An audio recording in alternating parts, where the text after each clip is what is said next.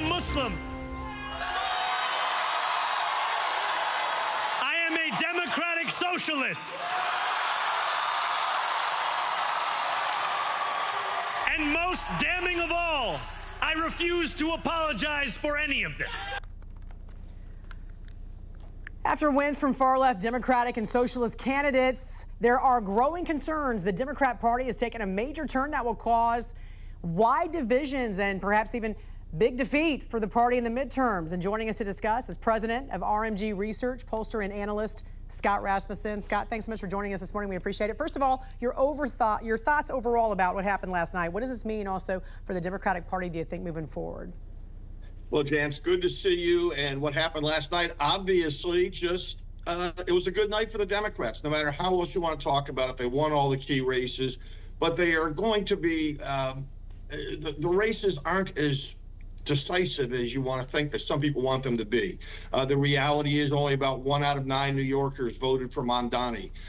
The state races in New Jersey and Virginia, those are Democratic states. So it was a good night. The Democrats outperformed expectations a little bit, especially in New Jersey. And we also have to remember that these kinds of races, low turnout off-year races, are dominated by groups who typically vote Democratic, especially people with a postgraduate degree.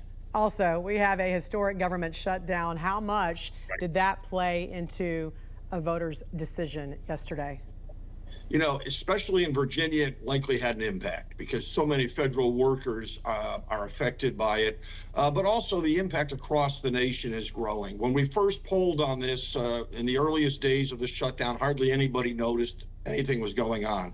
As of yesterday, 44% of voters nationwide say they have been impacted by the shutdown, at least to some degree. 16%, so 1 out of 6 voters say they've been impacted a lot.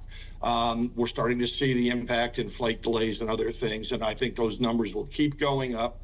And yes, voters hate shutdowns, and they blame the party in power. Let's take a closer look at some of the numbers in New York City. You talked about Mamdani a little bit. Yeah. A little bit more than 1 million voters actually turned out for him there, but there's 9 million people in New York City. Here's the numbers. He did win 50.4%, so even if you combine Andrew Cuomo and Curtis Sliwa in this particular case here, he still would have won. However, when you look at the percentages here, you know, you're talking about less than 15% of New Yorkers are actually choosing this person to run the city there. What was your thoughts about this race?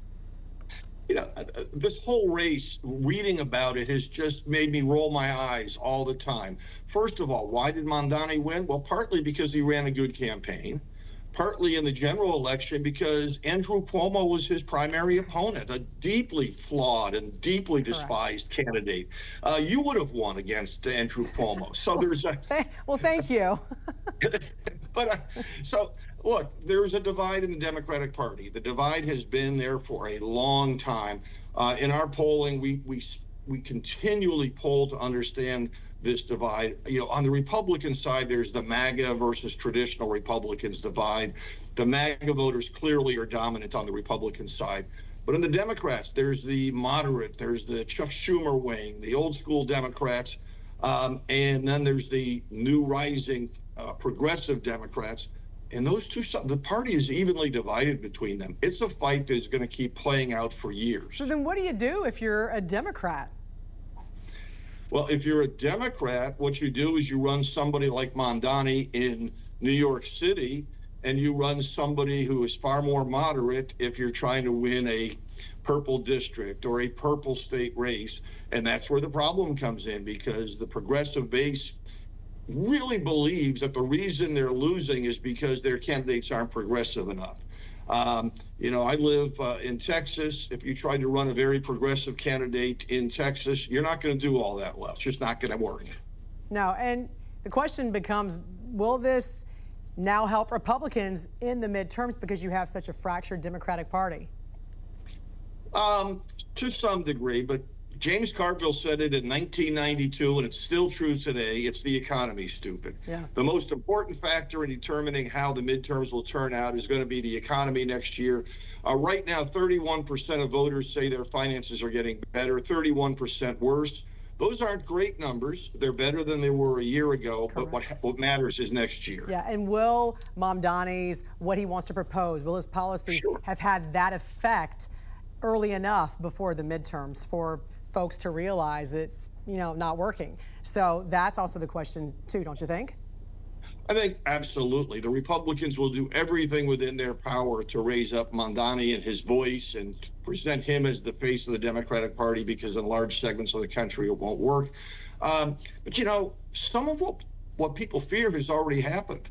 There are more banker jobs in Texas than there are in New York these days. Yeah. There has been an exodus from the city for a long time. I expect it will continue and maybe accelerate a little bit. The big headline this morning I'm seeing, Wall Street headed to Texas. Yeah. New York will never be the same. All right, RMG Research President, pollster, and analyst Scott Rasmussen, thanks for joining us. We appreciate it. Thank you.